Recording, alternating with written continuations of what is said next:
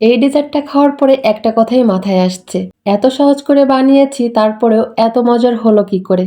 হাতে 10 মিনিট সময় হলে এই ডেজার্টটি বানাতে পারবেন যে কেউ। ঈদের আগের দিন চাইলে তৈরি করে রাখতে পারেন আর ঈদের দিন ঠান্ডা ঠান্ডা পরিবেশন করতে পারবেন। সবাই কিন্তু খেতে অনেক বেশি পছন্দ করবে, এটা খেতে ভীষণ মজার হয়। এই ডেজার্টটি যারা এখনো তৈরি করেননি এই ঈদে একবার হলো তৈরি করবেন, আশা করি সবার কাছে খেতে ভালো লাগবে।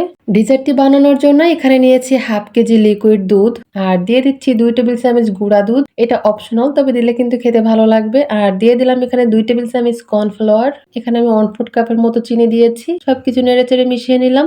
এতক্ষণ কিন্তু চুলাটা অফ ছিল, এখন এটাকে রান্না করে নিব। আর এটাকে অনবরত নেড়ে চেড়ে রান্না করে নিতে হবে, তা না হলে কিন্তু নিচ দিয়ে লেগে যাবে আর দলা পেকে যাবে, তখন কিন্তু আর ডেজার্টটা সুন্দর হবে না।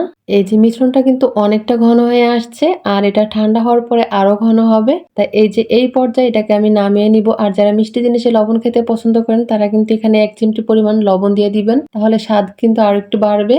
এটাকে এখন নামিয়ে সাইড করে রেখে দিব। এখানে একটা প্যানের মধ্যে দিয়ে দিলাম 2 পিস পাউরুটি। পাউরুটিগুলোকে সেঁকে নিব। আর এখানে একটুখানি দিয়ে দিচ্ছি ঘি। ঘি দিয়ে ভেজে নিলে সুন্দর একটা ঘ্রাণ আসবে আর খেতেও ভালো লাগবে। তবে চাইলে কিন্তু তেল দিয়ে বা তেল ছাড়াও ভেজে নিতে পারবেন, বাটার দিয়েও ভাজতে পারবেন। এখানে আমি একটা সার্ভিং ডিশ নিয়েছি আর তার মধ্যে পাউরুটিগুলো দিয়ে দিচ্ছি। 1 পিস দিয়েছি, তার পাশ দিয়ে ছিঁড়ে ছিঁড়ে দিয়েছি। উপরে এখন দিয়ে দিচ্ছি সুগার সিরাপ। এরপরে তৈরি করে রাখা মিশ্রণটা দিয়ে দিব। অল্প মিশ্রণ দিব, তার উপর আবারও পাউরুটির পিস দিয়ে দিব, আবারও সুগার সিরাপ দিয়ে দিতে হবে। এর উপর আবারও মিশ্রণ দিয়ে দিব। অল্প অল্প করে মিশ্রণ দিব, অনেক বেশি মিশ্রণ দিব না কিন্তু। এর উপরে আবারও পাউরুটি দিয়ে দিতে হবে। পাউরুটি দেওয়ার পরে আবারও সুগার সিরাপ দিয়ে বাকি সবটুকু মিশ্রণ দিয়ে দিব। আমি সর্বমোট 3টা লেয়ার দিয়েছি, আপনারা আরও বেশি কম করতে পারেন। সবটুকু মিশ্রণ দিয়ে সমান করে দিব। এখন যার যার পছন্দ মতো সাজাতে পারবেন। আমি এখানে ছোট ছোট মিষ্টি নিয়েছি, আপনারা চাইলে বড় মিষ্টি দিয়ে সাজাতে পারেন বা বাদাম দিয়েও কিন্তু সাজিয়ে নিতে পারবেন, অথবা এমনিও রাখতে পারেন। মিষ্টিগুলোকে সুন্দর করে সাজিয়ে দিয়েছি আর দেখতে এখন কতটা লোভনীয় লাগছে। এখানে নিয়েছি পেস্তা বাদাম কুচি আর একটু সুন্দর করার জন্য উপর দিয়ে পেস্তা বাদাম কুচিগুলো দিয়ে দিচ্ছি। এই যে এখন কিন্তু অনেক লোভনীয় লাগছে। এই সময় চাইলে খেতে পারবেন, তবে এই সময় কিন্তু একটু মিশ্রণটা নরম আছে, তাই এটাকে সেট হওয়ার জন্য নর্মাল ফ্রিজে রেখে দিব 1 ঘন্টার জন্য।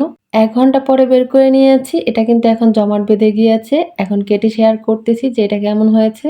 আর যারা এটাকে সাথে সাথে পরিবেশন করতে চান তাহলে কি করবেন, আমরা যে কর্নফ্লাওয়ারের মিশ্রণটা তৈরি করেছি এটাকে আরো ঘন করে তৈরি করে নিতে হবে। তারপরে মিশ্রণটা একটু ঠান্ডা হলেই কিন্তু অনেকটা শক্ত হবে আর সাথে সাথে এটা খেতে পারবেন।